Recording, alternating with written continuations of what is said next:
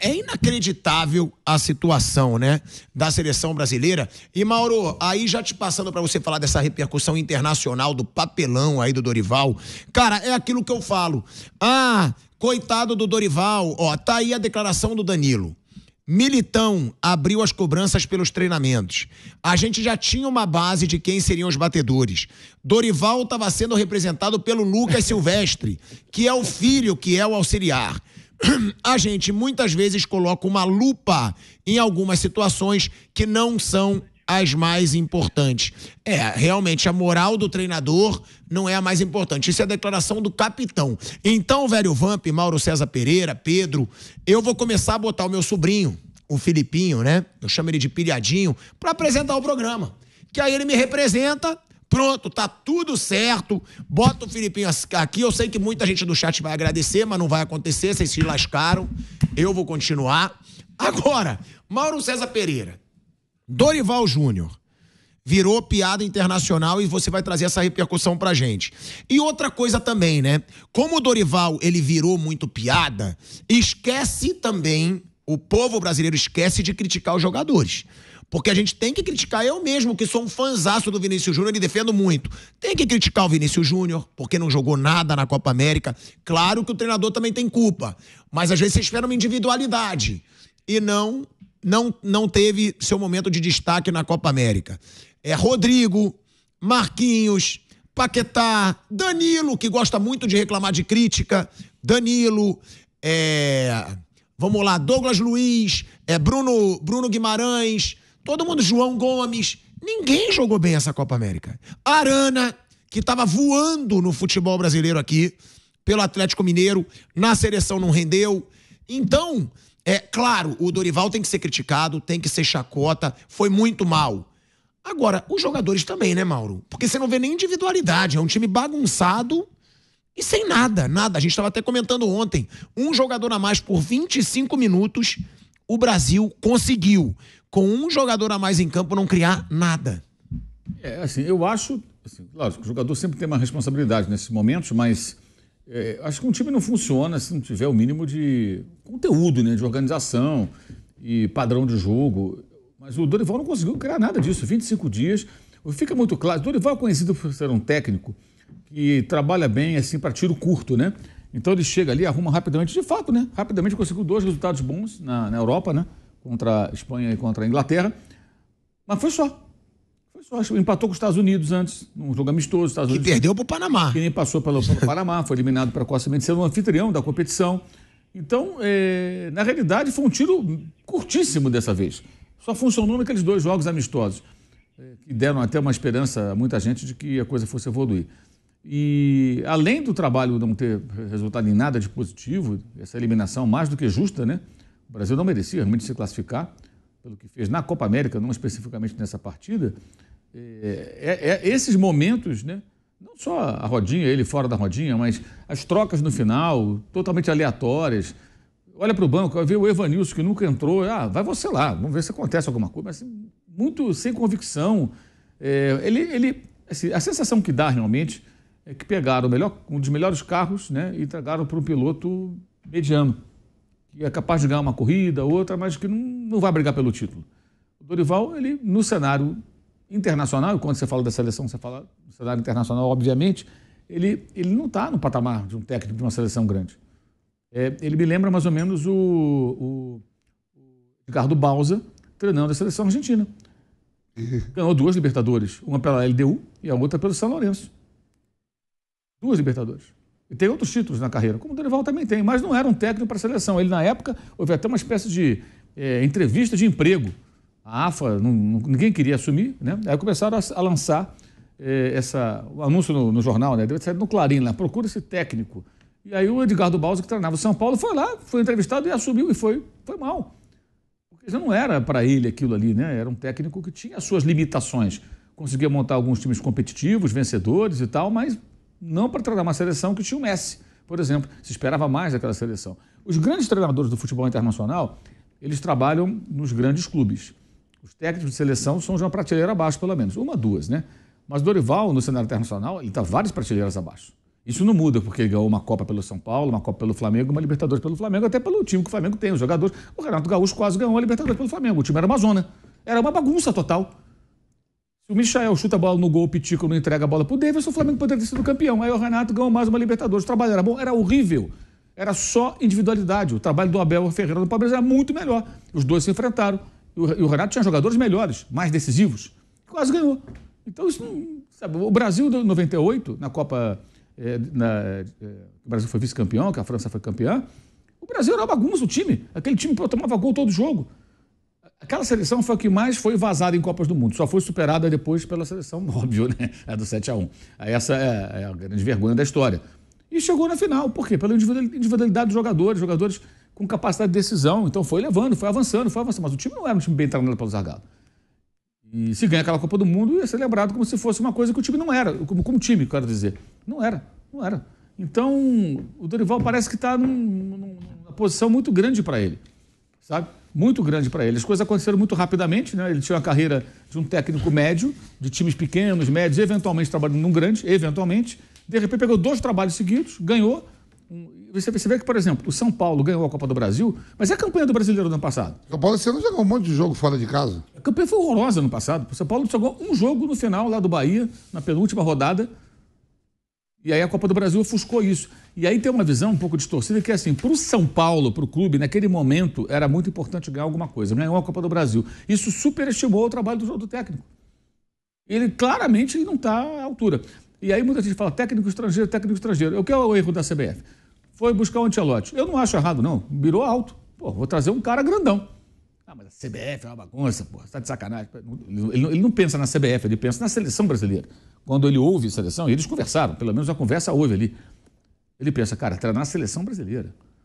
E todo mundo sabe que a seleção brasileira ela é decadente. Franca decadência, ela tá já há muito tempo. E aí você vai pensar, porra, cara, se eu pego a seleção brasileira e ganho uma Copa do Mundo, imagina. Multicampeão por Milan, Real Madrid, cara, né, eu entro mais ainda na história. O cara fica meio balançado ali com... O desafio profissional é muito atraente, é muito interessante. Claro que é, mas para um cara que já está num estágio assim, que ele está quase pensando em se aposentar e parar. Acabou que ele ficou no Real Madrid, e aí o que faz a CBF? Fernando Diniz era o tampão, agora o Dorival. Não tinha um plano B. Eu não sou fã, também acho que é um técnico que está em declínio. Se não estivesse, não daria nem para pensar nele. Mas o Zé Mourinho acabou de assumir o Fenerbahçe. Falam no Abel Ferreira, o Zé Mourinho é o original. O Abel, ele é um discípulo do Zé Mourinho na forma de trabalhar. Claramente. Ele já falou do Mourinho algumas vezes, né? E ele tem claramente influências de Mourinho. Mas o Mourinho não vai ficar nunca fora da rodinha. Você imagina o Mourinho fora da rodinha levantando o dedinho? Nunca. Esporro geral ali. Sabe? Porque você vai olhar... Esse é o Zé Mourinho. Já não é mais o Zé Mourinho dos grandes momentos, mas é um técnico grande, é um técnico de peso, um técnico que fala português, né? É um cara que treinou times importantes, Real Madrid, Chelsea e outros clubes que ele foi campeão. Então, um cara desse, o jogador olha e fala, cara, é o Mourinho. Mal comparando, o que está acontecendo no Fluminense? O Mano Menezes também já é um técnico em declínio na carreira, já teve momentos melhores. Mas quando sai o Fernando Diniz e o Fluminense busca o Mano, é um cara capaz de olhar para o jogador e falar assim, olha, eu vou te barrar, Thiago, que você está jogando mal assim. Ok? E você vai ouvir, porque é o Mano Menezes. Ele foi treinador da seleção. O cara tem um tamanho, ele tem um currículo, né? Queira ou não. Não tá bem, mas tem um tamanho para falar. O Dorival parece inibido diante dos jogadores internacionais da seleção, porque os jogadores são todos jogadores internacionais, né? Com raras exceções, todos jogam no futebol europeu. Algumas equipes importantes. Então parece que ele é uma espécie de um coadjuvante ali. O técnico, ele é o líder, cara. Ele tem que ter peso, tem que ter tamanho. Senão o jogador, acho que, sabe, aquilo foi muito claro. Essa de estar representado pelo filho é o fim da picada. É pior do que não falar nada. Não fala nada. E a cena é constrangedora. A cena é constrangedora. Que se os jogadores olhassem para ele como um grande líder, o técnico, na hora que ele se aproxima, a rodinha já se abre. Sabe? Já se abre. O cara, chegou o homem aí, pô.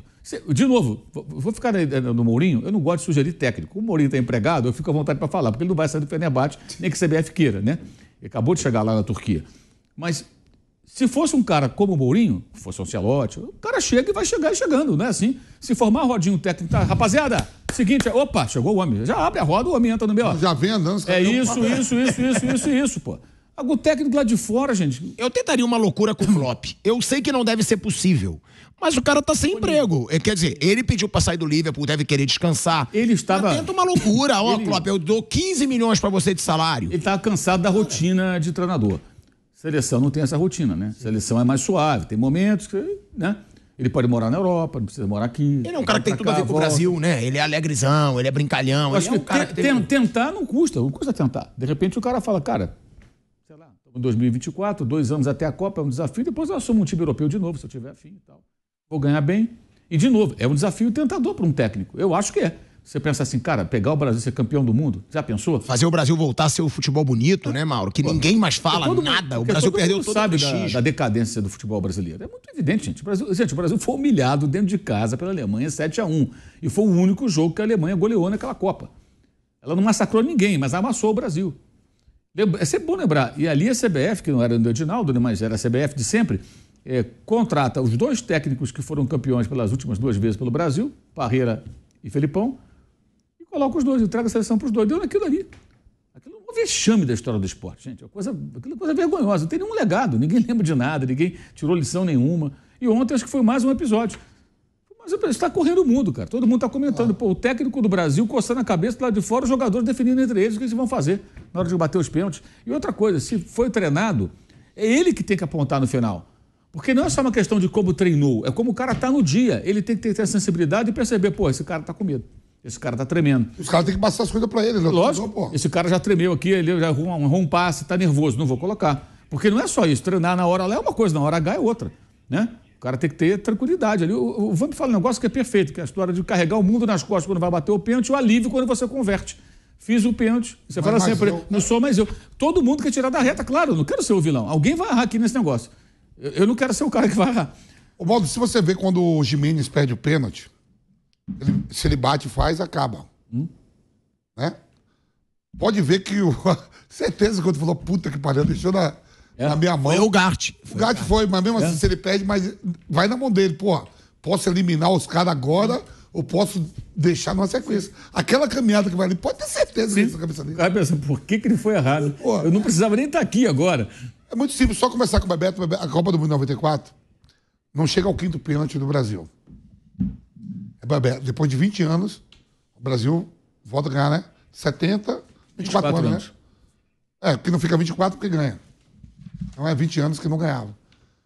O Bebeto, a gente na roda, o Bebeto fala, velho, eu era o 5º, eu rezei pra não chegar em mim. O Bebeto, o cara que era acostumado a ver a baliza. E uma coisa na bola também que eu acho, não é porque o Militão perdeu ontem, não. O Arcanjo perdeu à tarde. A gente na bola, a gente tem um fundamento desde criança. Quem é zagueiro, quem é atacante, meia, volante. O zagueiro, ele treina a vida toda para não deixar o atacante fazer o gol. A vida toda. O atacante treina, depois do treino, finalização. Buf, buf, buf. Os zagueiros, na hora de decidir, que os atacantes não batem, que bate é o zagueiro. Foi o Militão, o primeiro Já aconteceu isso com, eu tô falando, não só já aconteceu isso com o Baresi, ontem à tarde com o Arcanjo, né? Arcanjo. Você tem os atacantes, os meia, que só treina isso. E na hora, porque no treino, o Pedro bateu 5 pênaltis melhor. Não é. O Militão bateu 5 pênaltis melhor do que um atacante. Mas aí eu te questiono. Saiu uma notícia no UOL que o Militão perdeu 2 pênaltis. Não, mas... No dia anterior ao jogo. Rapaz, o Militão é treinado... Tá bom, mas então não foi por aproveitamento, é porque ele tem culhão e os outros não têm. O atacante treina a vida toda pra fazer gol, pô. E o zagueiro treina pra impedir o gol dos caras. Aí você vai pra uma disputa de pênalti.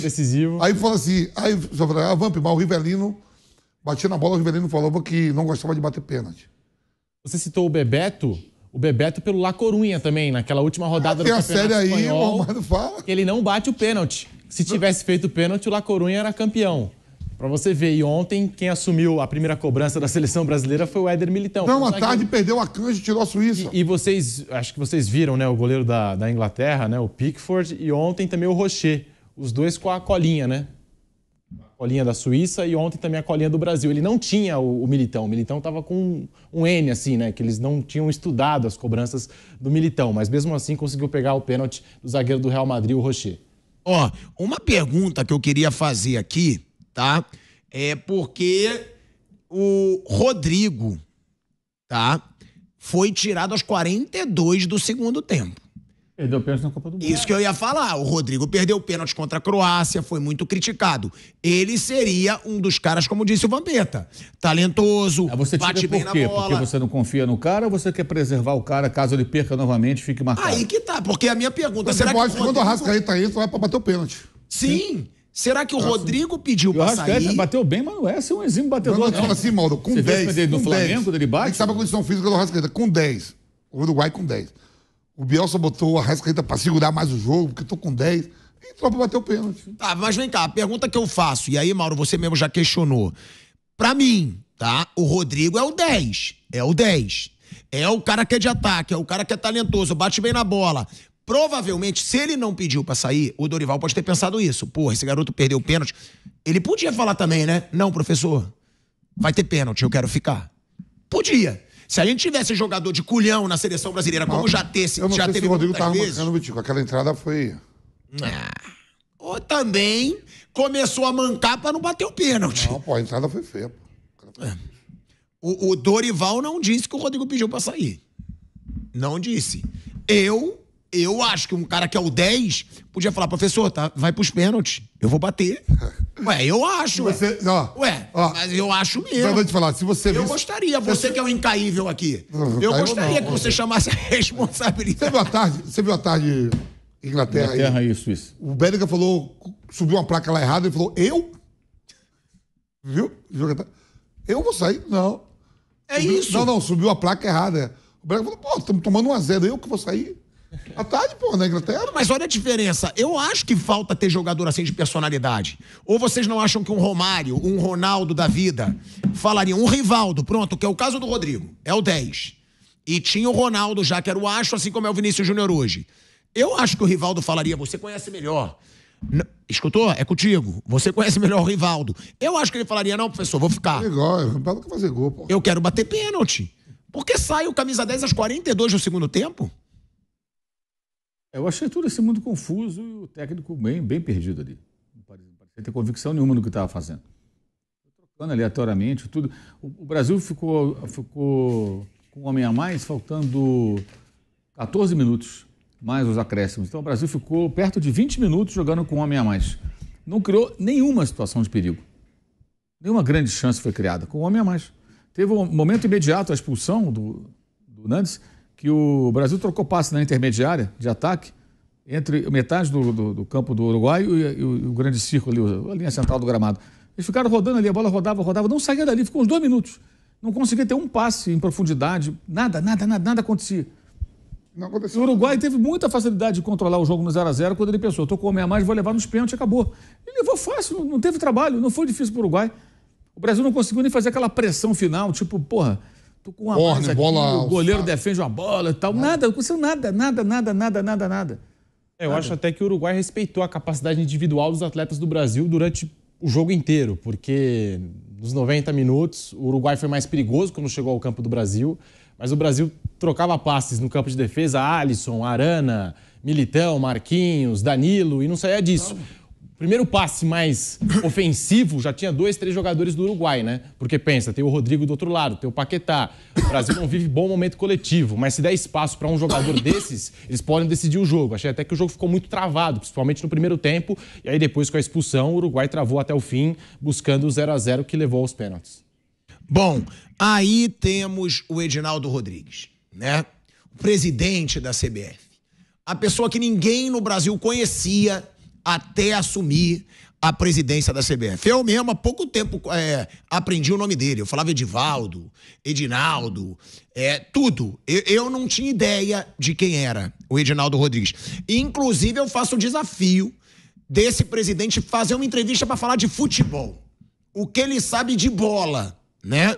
E aí, o Edinaldo, ele diz o seguinte... É um trabalho, é o que eu falo, parece que eles estão em outro mundo, porque parece que eles viram outra seleção brasileira. Sobre o Dorival Júnior, ele diz, é um trabalho que está iniciando e com uma renovação que ele está implantando na seleção brasileira. Eu não vi essa renovação toda, não vi muitas mudanças, tirando o Hendrick, vai. E é um trabalho que está iniciando e com uma renovação que ele está implantando na seleção brasileira. Foi um período importante, porque houve mais tempo em que Dorival e jogadores tiveram essa convivência. Normalmente, essas convocações são tempos curtos, mas agora deu para ele observar bastante e tirar conclusões daquilo que ele pode estar fazendo sempre. Daqui a 2 meses tem eliminatórias, e o projeto é exatamente esse, de continuar com o Dorival, entendendo, intensificando e trabalhando. E o objetivo agora de eliminatórias, temos jogos setembro, outubro e novembro. São 6 jogos. Na coletiva, o Dorival reconheceu dificuldades apresentadas pelo Brasil. Agora, uma coisa que eu queria falar, né? Ele disse, teve mais tempo, mas provavelmente, Edinaldo, para fazer uma colônia de férias, porque treino parece que não teve. Porque foram 25 dias de seleção brasileira nas mãos do Dorival Júnior. 25. E o Brasil não mostrou nada de bom. O Brasil não mostrou criação.